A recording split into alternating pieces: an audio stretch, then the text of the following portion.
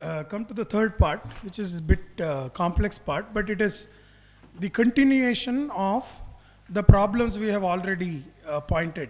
So we have pointed towards the problem of translation, problem of interpretation, insider, outsider problem. How are we borrowing ideas from outside culture? How are we not reading what is there inside the text? So there are a series of things which are there. But this particular section, which deals with a particular idea called Dehinaha, which gets used in the second chapter in a particular verse, 13th verse. Now, how to explain this? So there is a problem of dealing with it, and this shows how ancient the problem of reading the text that we have. So now, let us go a little further into second chapter and see how consistently our commentators have seen the translation of some of the selected verses in Gita. When Krishna starts responding to Arjuna in one of the verse, so their context was, so at 7th verse, Arjuna says, Karpanya dosho hatasvabhavaha. Because of Karpanya dosha, this fatal flaw that I have acquired, so I have lost my personality. My swabhava is gone. So Madhusudana, please help me. What should I do?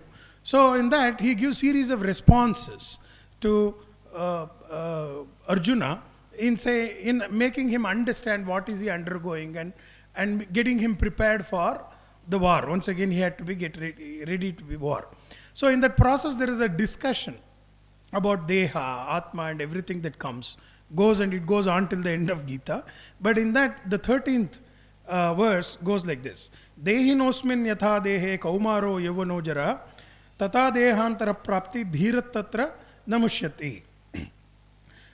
So Winthrop Sargent translated as follows. Just in the body, childhood, adulthood, old age happen to an embodied being, so he, the embodied being, acquires another body. The wise one is not deluded about this.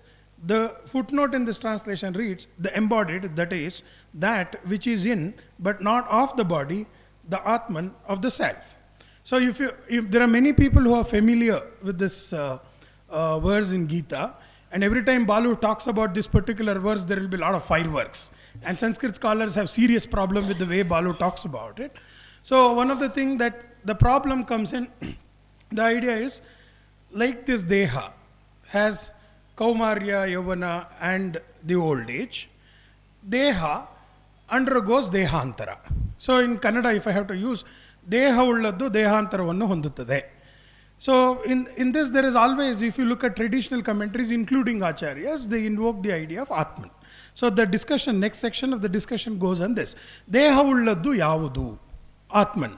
So what I will do is, before going there, Balu has a particular description of what this verse really means. I'll just introduce his word through the diagram that he wrote us in the class, and then I will come back to the paper. So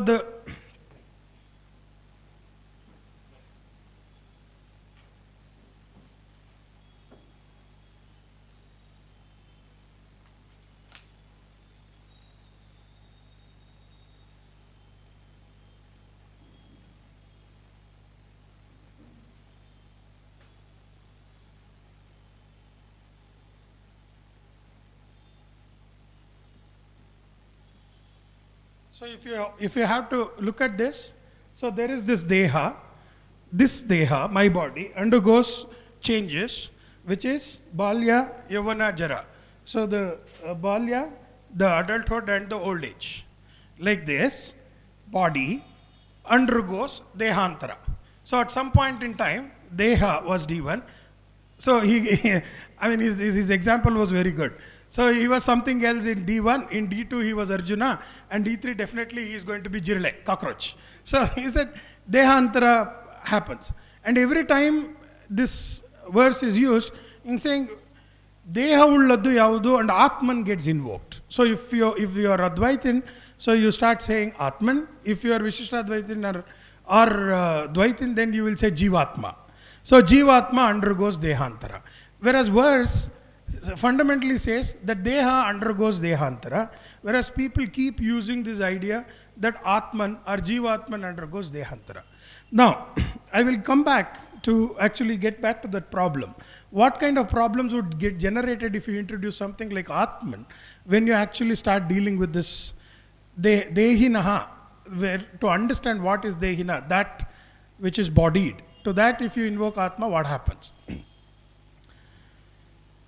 This footnote indicates the problem. If Krishna was speaking about Atman, why did he not use the Sanskrit word Atman instead of using a word connotating body or Deha exclusively thrice? This question becomes important because the properties of the body and the properties of Atman are logically contradictories in the Gita. The body has an end, whereas Atman is endless, immeasurable, and eternal. Because Achintya, Aprameya, Anashini, all these things are the properties which are the descriptions of the Atman. Whereas body has just exactly the opposite of it.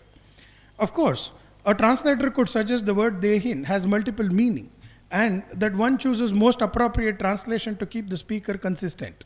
The word Dehin in this is translated as embodied in the above translation. This is a reasonable defense.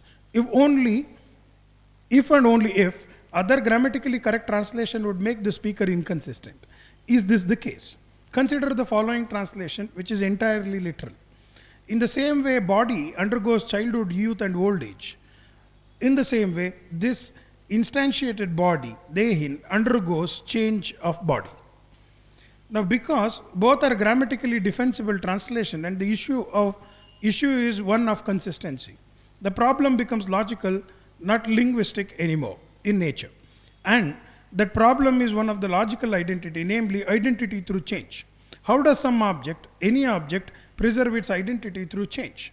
One route to answer this question is to postulate an unchanging entity, say an essence within the process of change, say the appearance.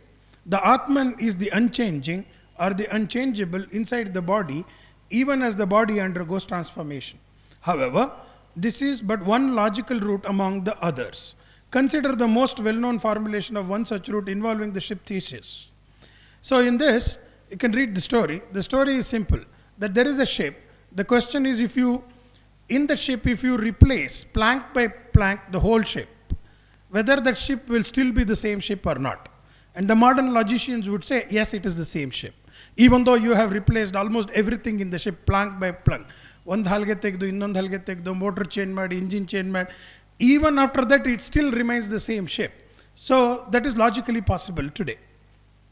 So these different logical routes also rest upon two other positions, a metaphysical one and an ontological one. So if you have difficulty in following what is metaphysical, what is ontological, metaphysical cause and effect relationship anta itkolli onsari. Ontological andre question of being in this world. ನಾನು ಇಲ್ಲಿದ್ದೀನಿ ಅನ್ನೋದಿದೆ, ಇಲ್ಲಿ ಇರೋದ್ರ ಬಗ್ಗೆ ಅಂತ ಇಟ್ಕೊಳ್ಳಿ. So that gives you some distinction between what is metaphysical, what is ontological. Now, the metaphysical position, birth and death of a specific body is coterminous with the birth and death of a unique individual person.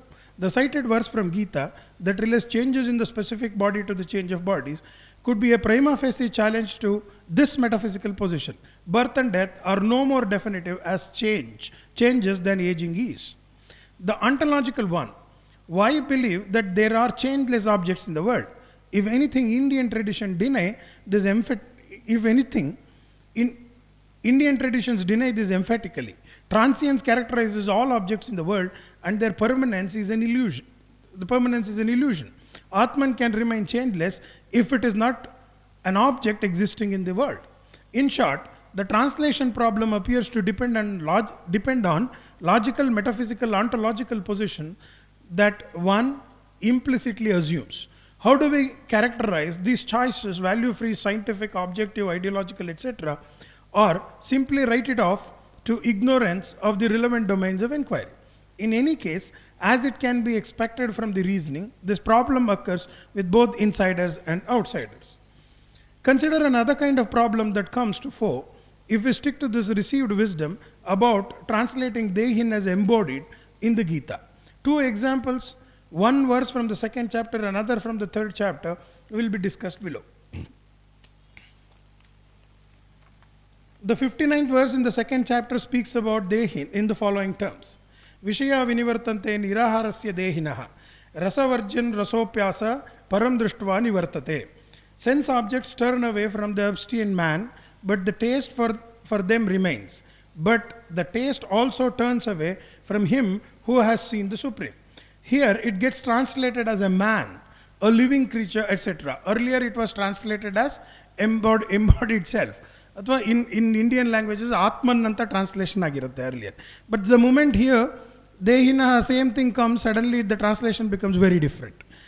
Now, while it is possible that this word has those meanings as well, what justifies this choice? That is to choose between the living creature versus the embodied self. How do you know which one is the right one to pick while translating? So as readers, we do not even get a hint that there is a choice.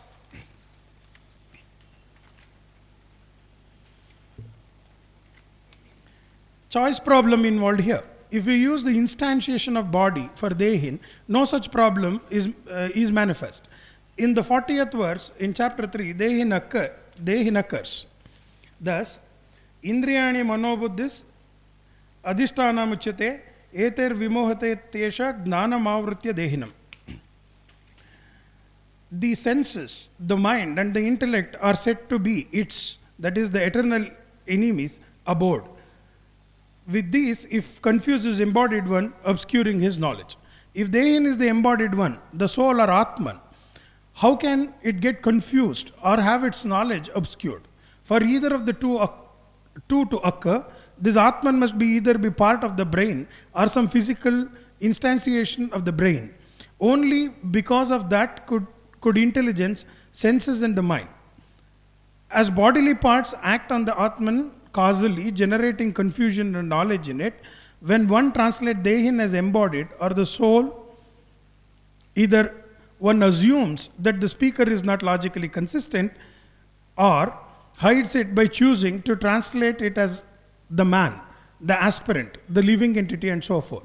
So two conclusions force themselves on us. One is that meaning choice is governed by implicit assumptions governing translation. The second, these apparently arbitrary choices are defined as the meaning of these words in dictionaries. Monier Williams, for instance, defines Dehin as living creature, man, soul enveloped by the body, and spirit.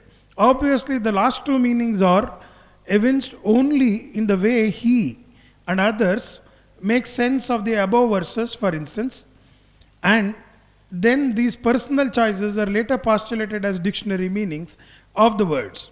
Surely, there is something wrong here because that vitiates the very purpose of the dictionary. One can now argue that all these discussions are true insofar as the translation of the outsiders. Is this case in any way no different from Indian translation? What is surprising about the commentaries that were done by Indians for at least 1000 years would confirm that the story is not very different. Because if you look at in any of the three traditions, Dvaita, Advaita and Vishishta Advaita tradition, every time when you have this translation of Dehinosmin Neta Dehe, whenever it appears, Deha Ulladdu Yavudu, that question appears, for which all the Acharyas have written commentaries and they have invoked Atman or Jivatman. In fact, sometimes the logic becomes very hilarious. For example, in Madhva tradition, the question is Jiva and Deha are very different, and the question goes on and saying, how do you know that the Jiva is the one which is undergoing Dehantara? Jiva is the one who is undergoing Dehantara because Jiva, the moment the child is born, it knows how to suckle. So this becomes an evidence. But if you ascribe these properties to something related to Atman, then Atman becomes the agent here. Now, what Indian traditions would do is they deny agency to Atman. Atman doesn't do anything. So if Atma is not doing anything, how does Atma teaches this young infant to suckle when it was born? So all kind of hilarious examples and controversy, examples have been given even by the Acharyas. So that's why, as in Harshit's translation, we have tracked it, the inability to read text goes back to 1000 years. It's also the case here, it goes back to 1000 years or a little more than that. While commenting on Dehin in the above discussed Advaitins have translated Dehin as Atman, Vishishtadvaitins have translated Dehin as Jivatma, and Dvaitins have translated it as Jiva. In any case, be it Jiva, Jivatma or Atma, the above discussed problem will still remain. Now, let us summarize the kind of problem that we are confronted with. In the second chapter of the Gita, the shloka about Dehinosmin, the disagreement was about the meaning of Dehinaha, whether it means embodied Atman or simply the bodied, that which has a body. There is enormous problem that gets generated by bringing in Atman as the translation of Dehina, and they are as follows. If Atman exists in the body, it has the properties which are different from the body. Which is, if Atman exists in the body, it has properties which are different from the body. Example, in Antavanta ime deha sharirinaha, which picks out the same object as Dehina here possesses the opposite properties of Deha. Where does the suggestion occur before the shloka that what exists in the body is Atman? If it was, why not use the word Atman instead of Dehina? Now, Dehina cannot be a synonym for Atman because in another shloka, Vishaya Vinivartante Niraharasya Dehinaha, so it cannot be referring to Atman because Atman does not eat. Therefore, Niraharasya makes no sense to use as a qualification to Dehinaha. The meaning of Dehinaha has to be that which is bodied or has body. This is an issue of meaning of the word and thus of language. Is that which is bodied inside or outside the body? Is it embodied or disembodied? Is it Atman or energy? Is it an organism or nothing at all? Are all the issues about the world not about the language? That is, whether or not the Atman is embodied is the issue about the nature of Atman, not about the meaning of the word Dehina. If Dehina is seen as embodied Atman, it directly conflicts with Chandogya Upanishad in the story of Prajapati teaching Indra and Virochana. The Atman can be seen by the eye and is visible in the mirror and water. The Atman in Dehina cannot be seen. Therefore, if both are the same Atman, either Krishna or Prajapati are both are liars, or they are speaking of different Atman. If they are different Atman, then they possess empirical property by means of which they can be differentiated. Otherwise, we cannot differentiate between two different Atmans. In that case, Atman can be individuated and has identity. It literally becomes the soul of the Semitic religions. In that case, it cannot be called Atman at all because Gita is speaking of an entity in Antavanta itself that cannot be individuated. Gita denies properties of the world, Iha, Apara, Jagata, whatever, to Dehinaha and Sharirinaha. Nothing in this cosmos exists as Nitya, Anashina, Aprameya and so on. If Atman exists in the body, that is an object space, it can occupy that spatial position because it is body with spatial properties at least. The Atman exists as an object in the world. Now, there is another problem hiding. Does Atman exist? Is existence a necessary condition for all objects to become accessible to human being? Could we access what does not exist? These are the questions which are open. Thank you. You all want to read Gita, Upanishads, whatever? For some reason, one reason, not some reason, one, it's very clear reason. Some of you maybe use the word Adhyatma to speak about it. Many of you go to gurus. I don't know, want to go to Hrishikesh or something, go to some cave. You want all these things, somehow, deep down. Why? Of course, we say happiness. But that is a kind of less offensive way of saying, basically you're seeking Atman, are you not? You don't know what it is. A Brahman, perhaps. Maybe both. And this is something very deep in all of us Indians, no? If it's also in you, which I suppose, I mean, I'd be very, very surprised if it is not in you. What is this Atman? What is it? if you say only specialized, brilliant people discover it, that means it's not for you and me. Then why bother?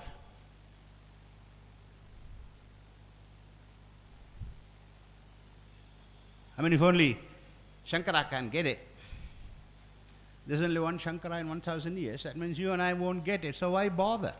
Go to Levi's then, buy Apple iPhone, that's what I want. Why bother about Atman? Who the devil cares? Well, you do. You, the devil, care. You want it. You don't know what it is, but you want it. So, what is it? Why do you want it? So this discussion is about that. And this is what brings you here, some level or another. Now, of course, if this is something you want, you really want, you badly want, you must try and find out what it is, because if you come across it, you should be able to recognize it, no? If you're searching for Atman, how will you recognize it if you don't know what it is? So, if you're searching for Atman, you should be able to recognize it if you find it. So this issue is about that.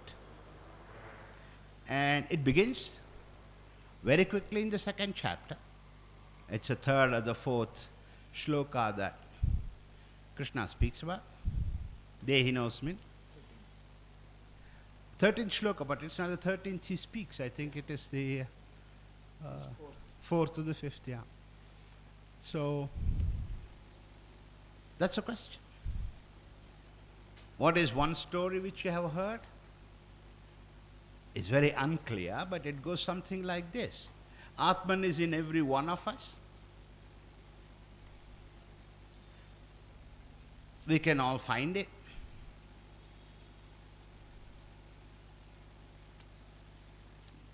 This story we accepted, but we also know the following. You have not come across anyone who has found it in himself, have you? You haven't. No scanning has shown you Atman. No surgical intervention has shown you Atman. It doesn't tell you where to look for it. Left side, right side. Inside, where?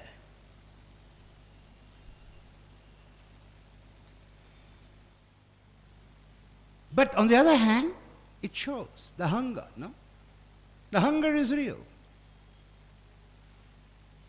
If the hunger is real, if you really want it, and that's one of the texts we are going to read, here is something very wonderful. I'll come to that to discuss it later.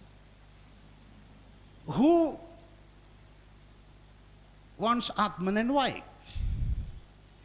What is a classic story? They tell us. I don't know if you believe in it, but they tell us. You must have something called sadhana chatushtaya. Now it's become 8 already, not just 4. Shama, Dama, Karuna, all kinds of things you must have, apparently. Before you can get your Atma Jnana, right? So, you have to have that. And then something else. You must be very controlled. You must be morally perfect. You must have deep, preferably faith in, I don't know, Om or in Narayana or in Ishvara or somebody. You must have preferably a guru. And do your sadhana for 30 years. And all these extraordinary things, you might get it. This is a story they tell us today, no? This is what you buy. They tell you what a jnani should be like. I spoke about it in my talk. He doesn't get angry. He doesn't have hunger. Maybe he can even levitate. You know. Always smiling.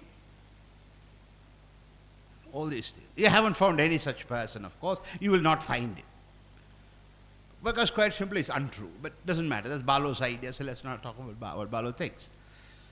So you have to be this extraordinary person.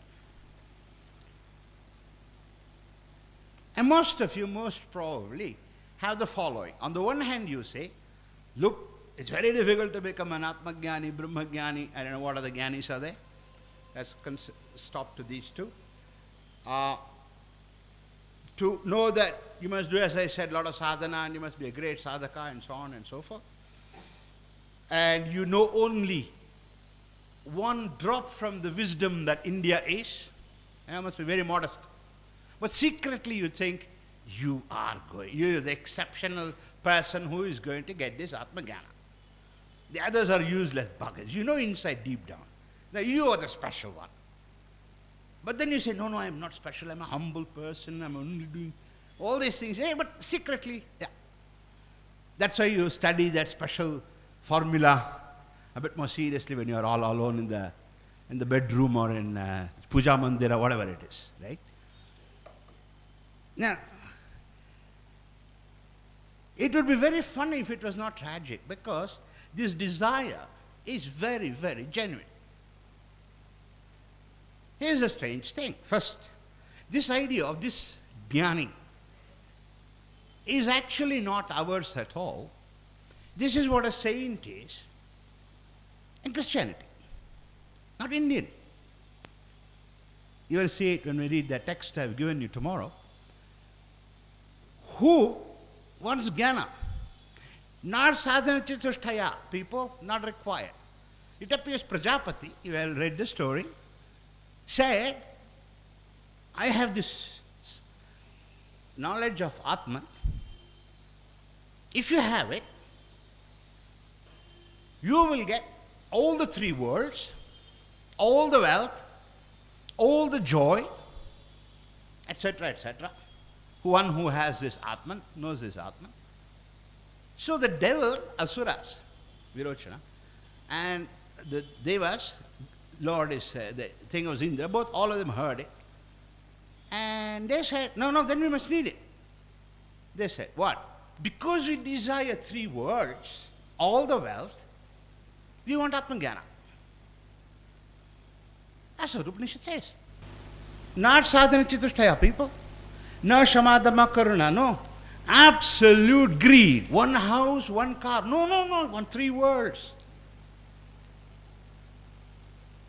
If that is what Balu wants, it's very clear what he should ask. Atmajnana. So Indra and Virochana go to Prajapati. 33 years, he makes them work free. That's Indians, no exploitation. Without paying them any wages, the bugger makes them work. Great. And that you can also call a sadhana chatushtaya, because they were living like brahmacharis and so on. Well, that's an addition. But actually, basically, it was exploiting. You're like any contractor, yeah, come home and you work without paying money. Prajapati, just like us. He makes them work 33 years, very free. He says, what the hell are you guys doing here? And they say, no, I want all the women in the world, I want all the wealth, I want three worlds. Therefore, I have come here to learn Atman. Prajapati says, excellent, I'll teach you. So Prajapati did not say, hey, you buggers, you can't do that. You must do, I don't know, sadhana chatushtayas, you must do sadhakas for so many years, and you must renounce all your desire for wealth. He didn't say that. In fact, he says, without any problem, if the reason why you want is all this huge wealth in this world, you are to the right person, because I, Prajapati, will teach you exactly how to get it. This is the opposite to the story that your gurus tell you. Who do you believe? I prefer Prajapati, because that's what I want. Who the hell wants to live like an ascetic guy? Say, I don't. I enjoy comfort. You don't. It's a pity. Because I like to fly first class, now go sit in economy class. You're always welcome to go to economy class, but I can't pay, so I go to business class at least. In other words, what our tradition tells us, and same thing you'll see when you look at Yajnavalkya and Maitreyi discussion. Amazing discussion. They tell you the opposite of what you are taught here. You have to become a saint, you have to become an ascetic, you have to lose anger, you cannot desire if you want Atmajnana. They say here, Indian tradition says just the opposite. You will want, if you want to enjoy the world, all the world, whole world, nothing but the world, try Atma Jnana. It helps. What do you want? What do you want? Live like an ascetic, suffer, learn all these chatusthayas and so on and still be deeply unhappy? Or desire everything in the world and get your Atma Jnana? What do you want? So, what they read, Dehinaha, Dehinosmi, it's that. It's simply a shloka. Imagine, I told you, no? So, Arjuna is not an intelligent bloke, he's just like you. But you're perhaps a bit more intelligent than he is. So, the fifth shloka, Krishna says, Dehinosmin yatha dehe kumaram yugvanam jara tatha dehantara praptihi dhirastattanamashyavi. Just the way there is 3 ages in the body changes. And knowing that, one is not afraid. And before that, of course, he makes fun of Arjuna. In case you have forgotten it. If you think Arjuna is a jnani, Krishna makes fun of him. Ashocha anyashochastam prajnavadamscha bhashase. Prajnavadamscha bhashase. You talk like a big intellectual. Ashocha anyashochastam. You are feeling sorry for something you shouldn't feel sorry about. You talk as though you are a very big pandit, you are not. So he's laughing at him. So he was not a jnani, eh? Arjuna was not a jnani, eh? He was just like you. You also use big words like Atma, Brahma. You don't know what the hell it is, but still you use Karuna, for example, today, Daya. You use big words always, without knowing what they mean. At the Prajnavadamsha Bhasha, say, what does it mean? This one. Say, using words you don't understand. That's Prajnavadamsha Bhasha say. And that's what Arjuna did. No jnani yet. Yeah, so you're just like you would be, bullshitting all the time, making impression. He wanted to impress Krishna. Alright. But Krishna was not impressed. Why? Krishna is also just like Arjuna. Yeah, I mean, so they equally matched.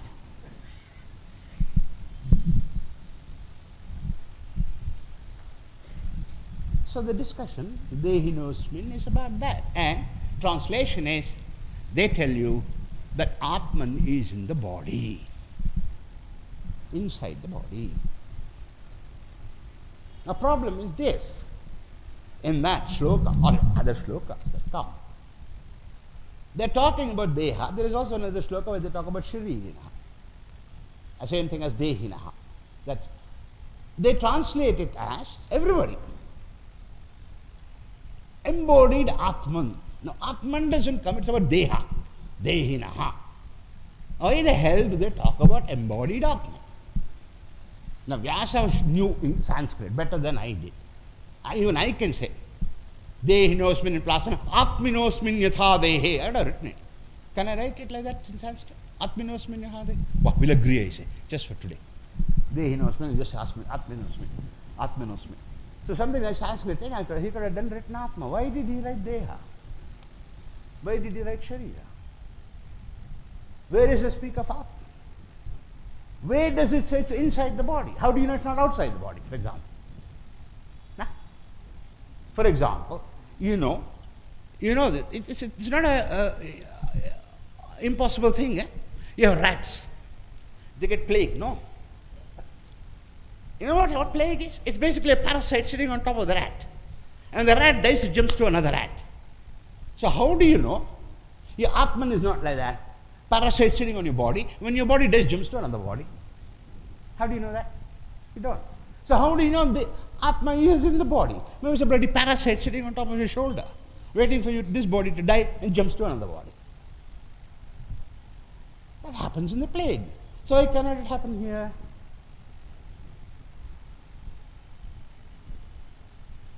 So Atman is in the body. Who the hell told you that? Well, Krishna is not telling you that. Upanishads are not telling you that. But I know who is telling you that. Again, the Jew and the Christian, soul is in the body. We are embodied souls. And most of us translate Atman as soul. Embodied soul. So embodied Atman, embodied self. That's where it's coming from. It's not coming from Upanishads. Here's the problem.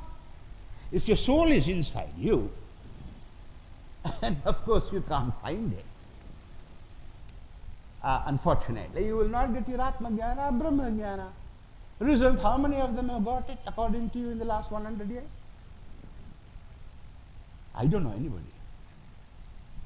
Nobody believes me when I say I have got Brahma Jnana. Would you believe me? Of course not, right? Because you don't act like a Brahma Jnani. Which is, do you levitate, Balu? You don't, therefore you're not a Brahma Jnani. Well, actually I secretly levitate. When nobody is around, I float on air.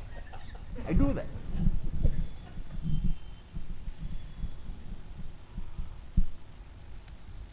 The point is, if you're seeking something that's not there, you won't find it.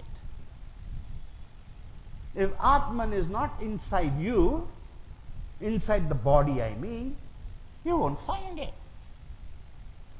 Result, your search will not give you whatever it is you're searching for. Second, how will you recognize Atman if it's in your body? It's supposed to be infinite. Your body is finite. How can infinite thing what? Say inside my heart, is it? Infinite thing.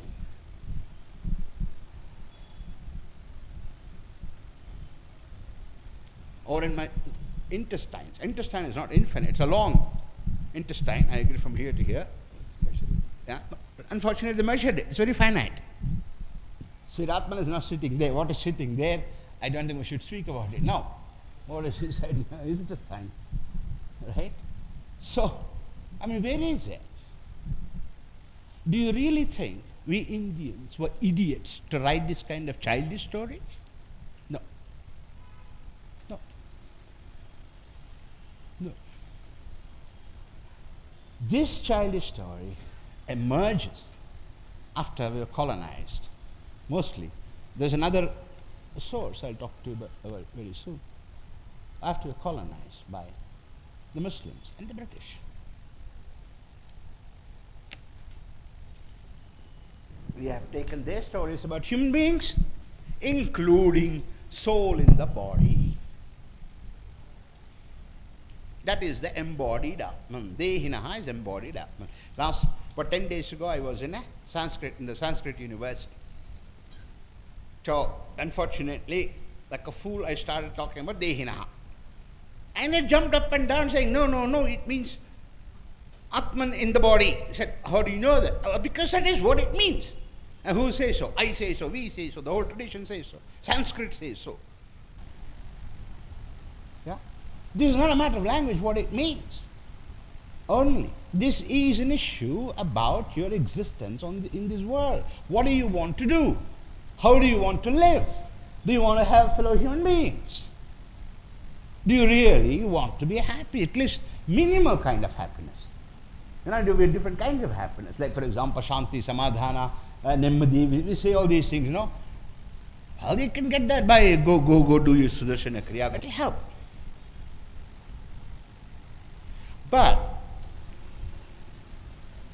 here is where your challenge comes. Indians have done research on this. They know what it is. They know how to teach you how to find it. They have thought about it. They have written about it. They have done research into it.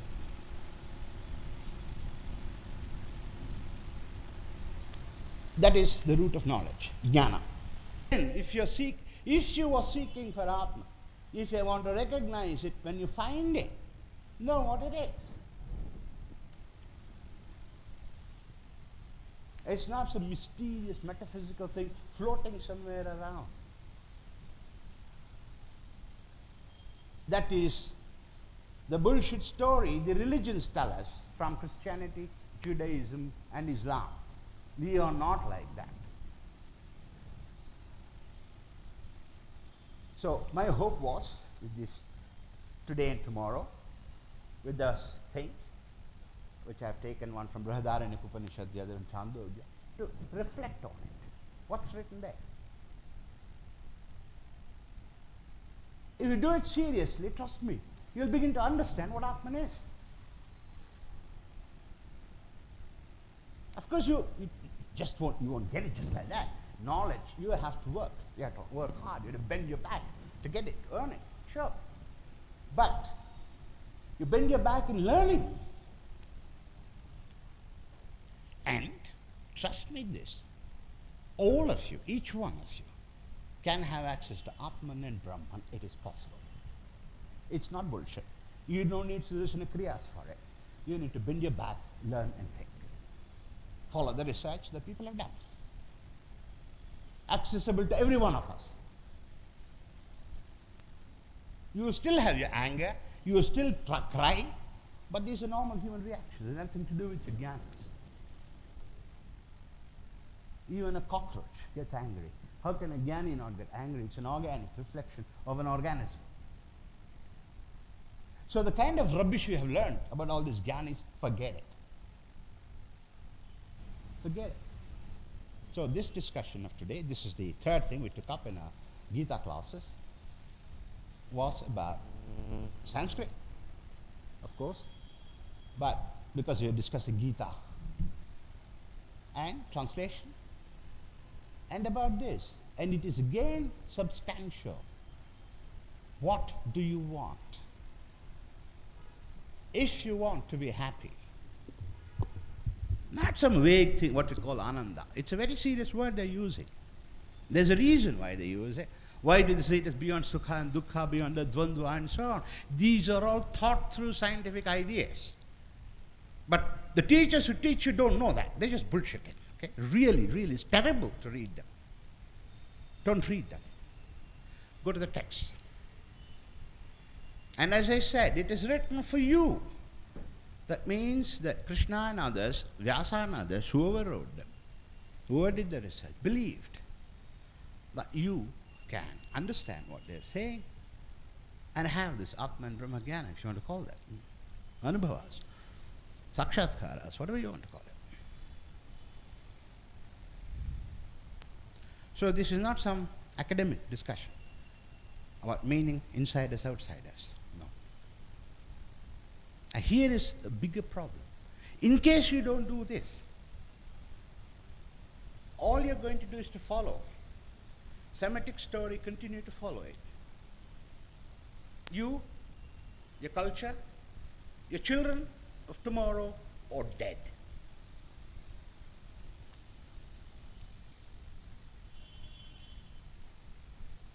So find out what you want. It's about you. You feel you should be you would like to be happy. Well, India is the only culture which has produced reflections, procedures, processes, not only to be happy but also to transmit, to teach, to help people being happy. You will discover how far they went when I talk a little bit tomorrow about Varna Sankara. I'll take up Manu Shloka. We haven't spoken what Varna Sankara is. I'll give you one aspect of it. You'll realize the sharpness of thinking in India. So we had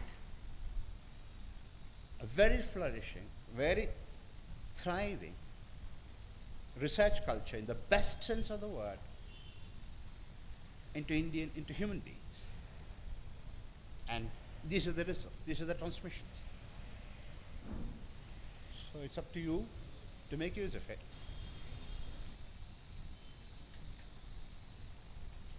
Any reactions?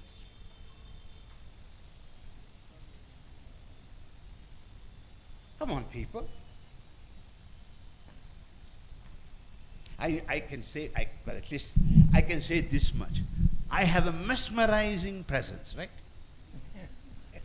No. Say yes. At least say that.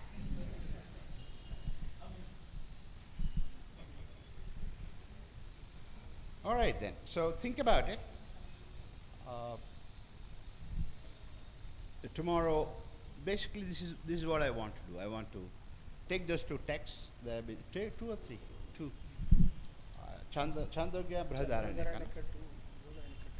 There are two, okay. So we'll talk about it. We'll read it together, reflect about it, so that you begin to see what the text says, because until now you read what others said, so let's see that, what it is, what they are saying.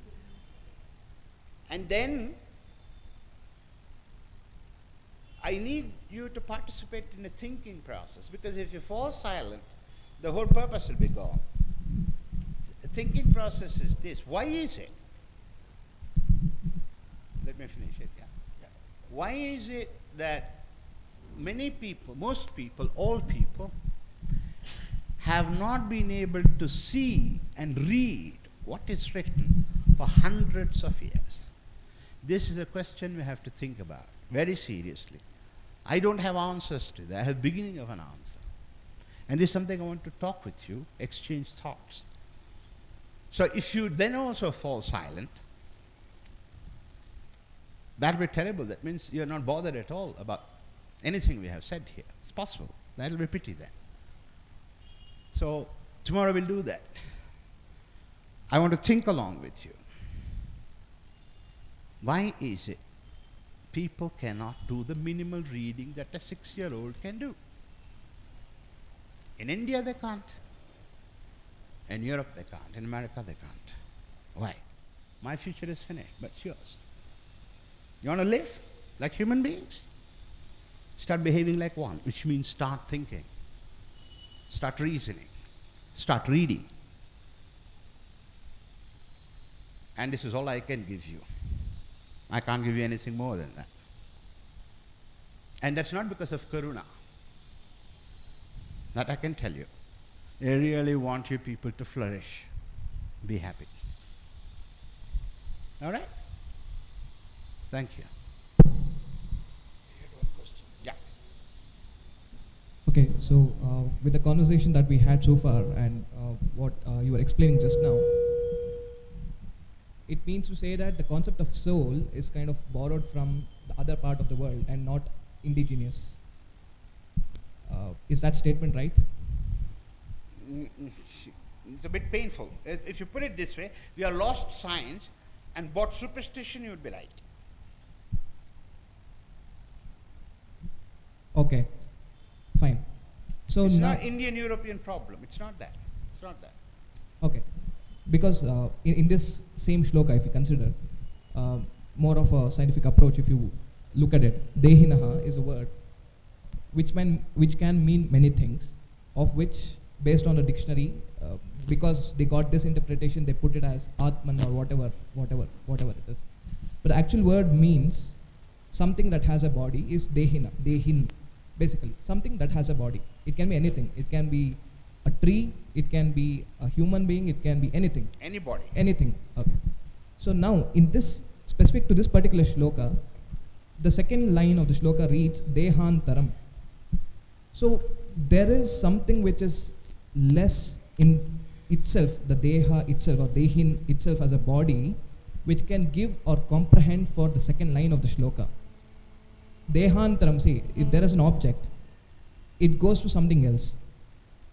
It transforms to something else. If you say it that way, it is not that body itself which is changing. There is something else associated with it. I'll not call it as Atman or soul or whatever it is. It is something else. Something else other than itself. The Dehin itself is which is getting transformed. So maybe when they were thinking about this, they got idea of this word Atman, and thus they introduced that concept over there, though it is not specifically mentioned in the text. So that is my argument to that. So yes, unfortunately for you, the world is a bit more complicated than that. See, even the mic is protesting about your comments, yeah? See, take this diagram. One way of saying is, there is something in D1, which goes to D2, which goes to D3. So the D1 doesn't change, in D2 it doesn't change, D3 doesn't change. The unchanging something goes through change. This is what you're saying. This would be right, but in a very specific case only, and it is not a logical truth. Indians were very logical.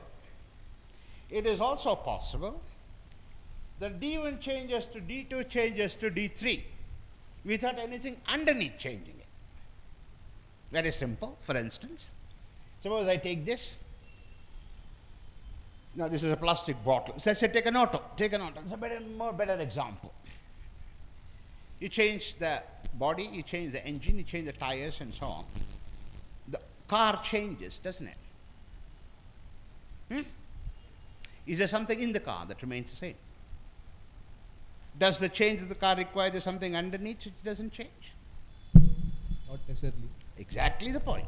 So, it is not necessary when something changes. Even if it fully changes, something must be underneath which doesn't change.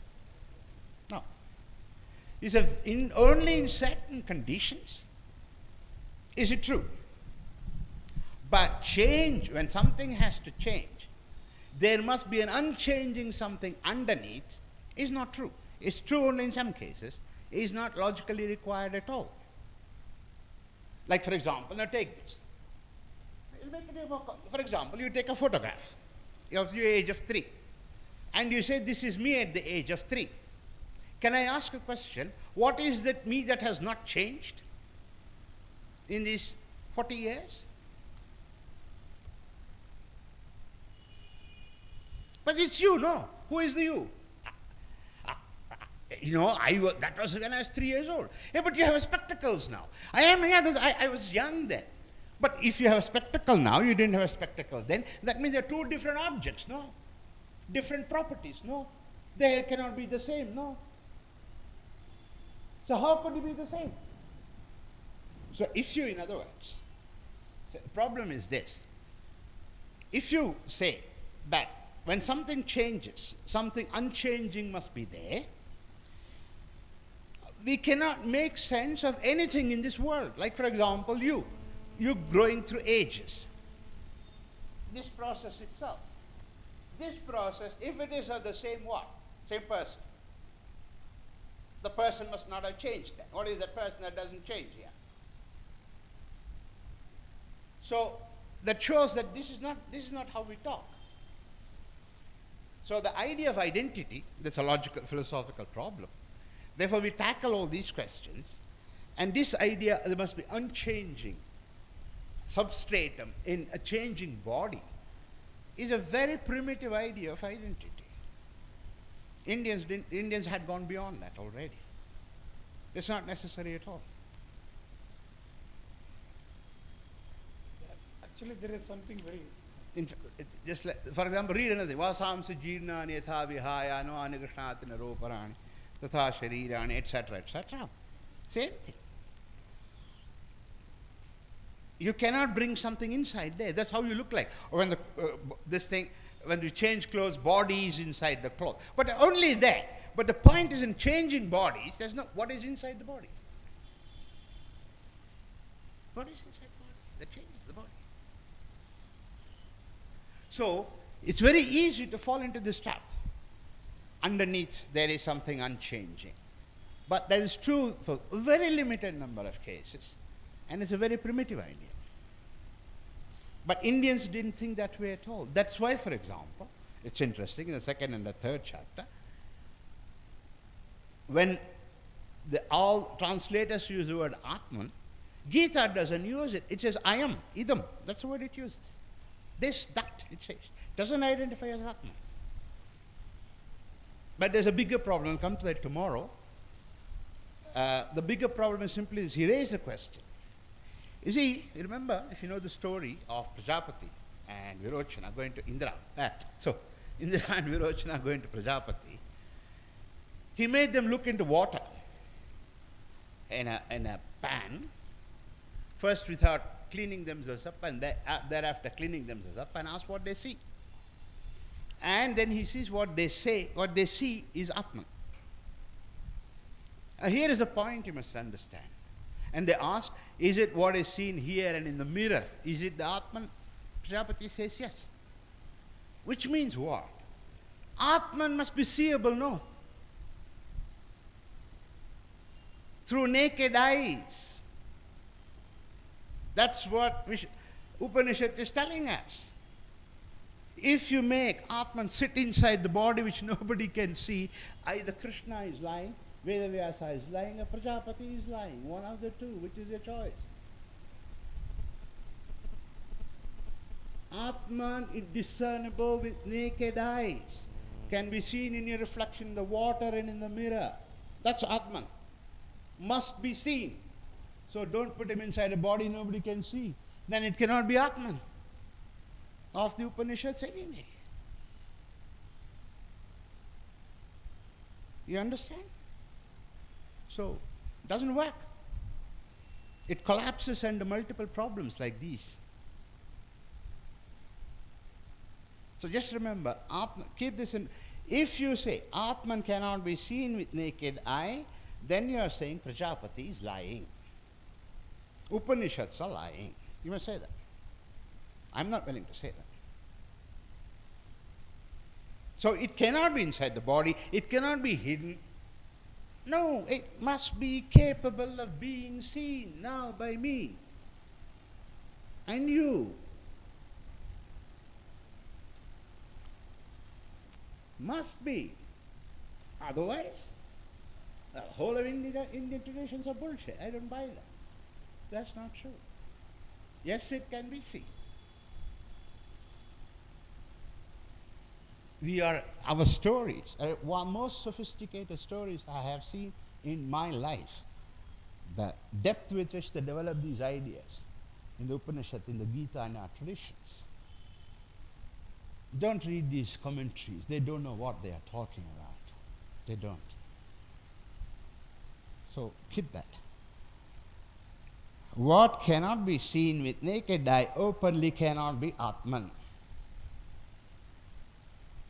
Here is a bigger problem. If Aham Brahmasmi is true, Brahma could also be seen in the same way. Atman and Brahman should be visible to naked eye. And they're right. It is. That's the beauty. They're not bullshitting at all. Absolutely true. So what do you want? Atman hidden somewhere in your body? Or Atman visible? Come. Then Prajapati will teach you. Learn from Prajapati, he's much better. So, yeah, sorry. Mike. Yeah. It's a basic doubt. In the frame of reference of that motorboat or a ship, the option, the hypothesis will be correct if the things are changed, but the basic frame is not being changed. See, for anything to exist, take an example of a car, you have a chassis, a basic frame on which the body is built. Now, you can change all the components. Sorry. No, okay. See, there is some basic component for a object, Yeah. like car. Chassis is very Yeah. central. So if you remove that, it will no more be car. Yeah, but you can replace a chassis with another chassis, No, then it becomes a totally different entity. Then the transformation is not happening. Oh, wait a minute. So, let's say, so you now take a Nissan, you change the body with a BMW body, it becomes a different entity, is it? No, yeah, Nissan becomes a different entity from a BMW, isn't it? No, it No. remains a car, doesn't it? It remains a car, but the attributes Is it a are- different car? The attributes are different completely. No. Is it a different car? Yeah, it's a different car. So is it a new car? It's a new car, no, because all the Oh, components really? are Would you changed. say that? Would you say that? So suppose you have this car, Nissan, and you change just the chassis and put a BMW, and somebody comes and says, you say, I bought a new car? Only to bullshit you will say that. I bought a BMW and so.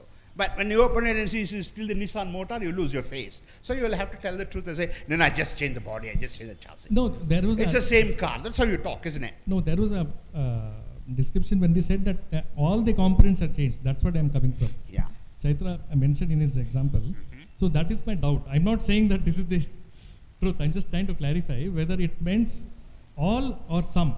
So there's a huge difference. That is why he took the example of the Yeah. ship of Theseus. Yeah, So there is this old ship. yeah, Plank by plank, they change. A new plank, everything is new. Is it ship of Theseus? Is the new ship? Everybody says, as you would also say, Yeah. no, it's the same ship. Because you saw it in front of you, it's not going anywhere, it simply changed. Parts got changed. All the parts got changed, but it remains the same ship, doesn't it? Logicians would show that. No, listen. This is something. Forget that. You remember how you won't remember, but let's say you remember. Say 6 months old, you as a baby, and now you. Nothing remains the same, isn't it? Unless your DNA molecules. Apart from that, nothing really remains the same. Are you a different person? New human being? Or is it you 6 months then and 40 years now? What is it? yeah. No, there's another question. If you can just clarify the concept of Tattvamasi and also along with Aham Brahmasmi. Or can you cover it tomorrow? Yeah. I just want to ask, for the benefit of us, if you can. I'm kind of not getting you properly. I'm not hearing you properly. Can you come? Anant munde bandbidi. Probably that bloody microphone. This fellow did something there. No, come and see. A microphone protested, it's now died. Yeah.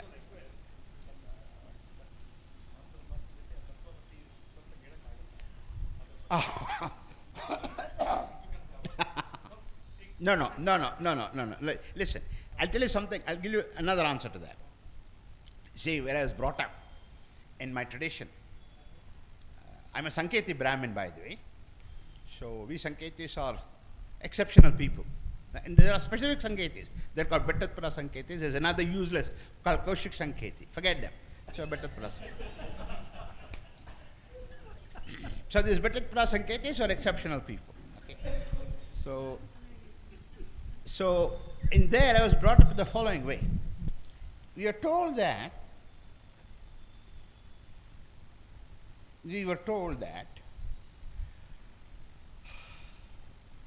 to discuss certain things, one must have arhata.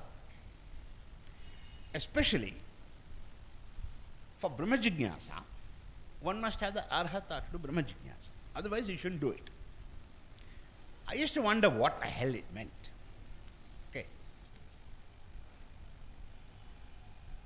But today I have problems with that. I had problems with it because I can't see how, if Brahma Jignasa has something to do with the knowledge of Brahma, you cannot not share knowledge. That was my idea. Okay. And notice the past tense I'm using. So today I must say that the way I was brought up was right. There are certain things which should not be discussed unless both the discussants have certain kind of arhata. So I don't want to enter into any discussion which will have something of the aspect of Brahma Jignasa. And Aham Brahmasmi is part of Brahma Jignasa because you're talking about what Brahma is. Athato Brahma Jignasaha, when you start like that, Tasmad Yasya Yataha, etc., when we have the arhata, we'll do that. So maybe one day you will have it, or I will have it, or both will have it. Not important who has it, who doesn't have it. But I don't think it should be done in a open. I must agree to what I was taught. Though I have very great reserves about that. I still have problems with it, but I'm afraid it's true. You should not discuss everything with everybody. And you will understand one of the reasons when I talk tomorrow about Varna Sankara, using Manu. I'll show you what we meant, what they meant, and why it's so important. So trust me, they are right when they say you cannot discuss everything with everybody. It's not elitism, it is not anything negative. It's based on some understanding of what knowledge is, what people are.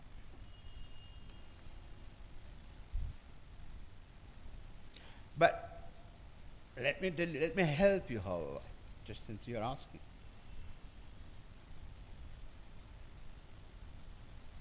I have a different story to tell, which is very simplified, which will go something like this. To achieve Atma Jnana or Atma Sakshatkara, I'm using those words simply, you don't need a teacher. In fact, you have to put in the effort to get that.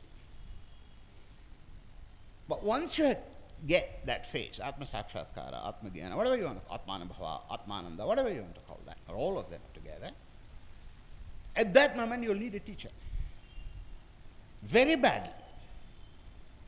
And Buddhists are the only ones who recognize that. They speak in terms of dark nights.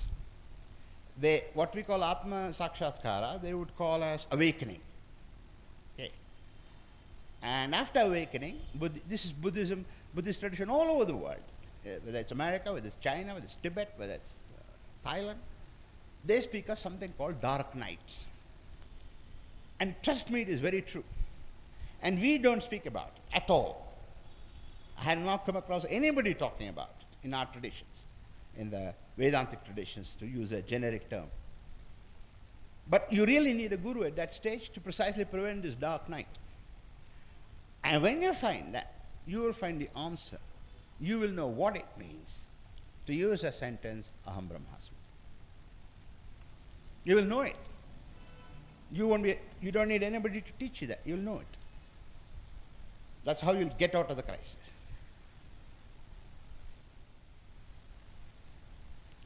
So I don't want to discuss that. Something you have to go through in a process and learn. All right? So can we finish it? So we will finish it for today. Tomorrow we will come back by 10:30. Yeah, but tomorrow you people must speak. I'm going to get guilt problems. I'm always accused that if I speak, other people don't speak. And you're confirming it. Huh? Houda, tallalaಡ್ಸ್ತಿದ್ಯಾ ನೀನು? Tunina. Mana hogala? So kindly speak. Share your thoughts. All right? So Upanishad in the text, I have already sent you in the mail. It would be better, because they are not very big portion, if you can get that portion of the text, and it is better to have a copy in your hand while reading. We read it together. We'll talk together. We'll reflect together.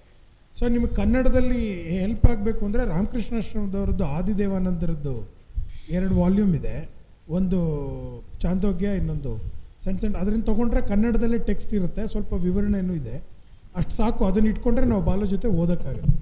ಹಾಂ. So ಅದರಲ್ಲಿ sections ಎಲ್ಲ ಎಷ್ಟನೇ ಖಂಡ ಎಷ್ಟನೇ ಬ್ರಾಹ್ಮಣ ಎಲ್ಲ ಬರೆದಿದೆ. ನೀವು ಅದನ್ನು ಮಾತ್ರ ಫಾಲೋ ಮಾಡಿದ್ರೆ ದೆನ್ ಬಾಲು ಜೊತೆ ಒಟ್ಟಿಗೆ ಓದಿ we can go further. So with that we will conclude. Thank you. Okay, thank you very much.